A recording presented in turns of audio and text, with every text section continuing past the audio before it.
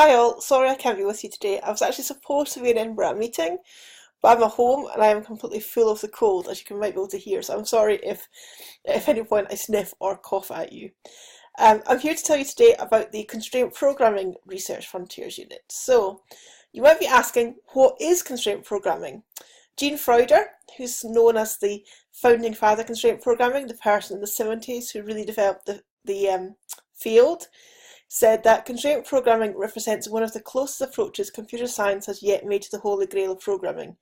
The user states a problem and the computer solves it.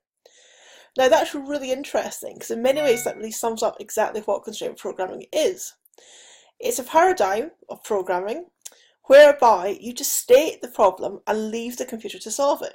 On one hand, this is great and really powerful and means that you don't have to think so much about what the problem is, you've got to think about how to solve it. On the other hand, you have to completely change the way you think about programming. Up until now, when you've been learning to program, you've realized to break down the problem, understand it completely, and write a program yourself to solve it. So it's a great area, it's a really fun area, but it's a completely different way of programming, which I hope you'll come and learn.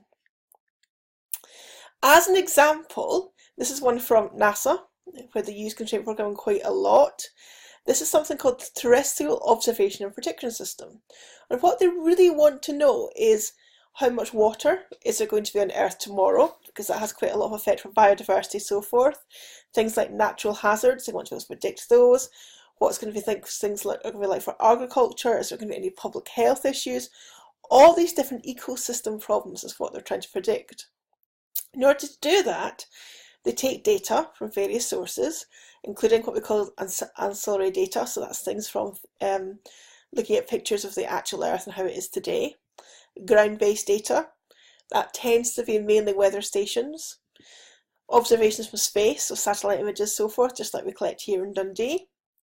Air-based data, so things from planes, and the weather, climate and forecast, so things like the Met Office. And they want to take all these data sources and from those try and predict, for example, will there be a forest fire in California tomorrow? Constraint programming is a way to do that. You couldn't do that through traditional means because you've got petabytes and petabytes of data coming in every single 24 hours.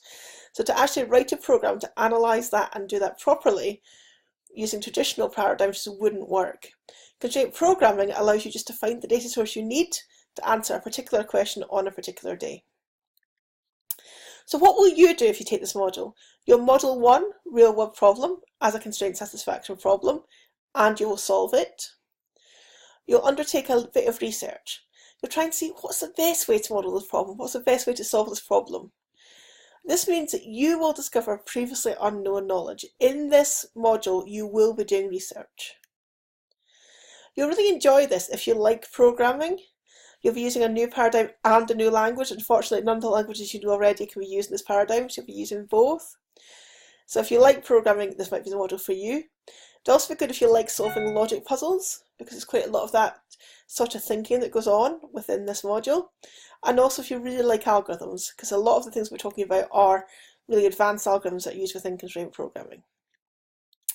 In regards to the details, the mode of deliveries is 1 2-hour lecture per week. There's 1 2-hour lab per week. There's one group assignment. You can choose your own groups, so that's usually a question everyone asks. And we will negotiate the deadline to fit with the other modules. So there'll be one delivery from you guys, which will be a report on everything you've done throughout the module. Hope to see you soon. Bye.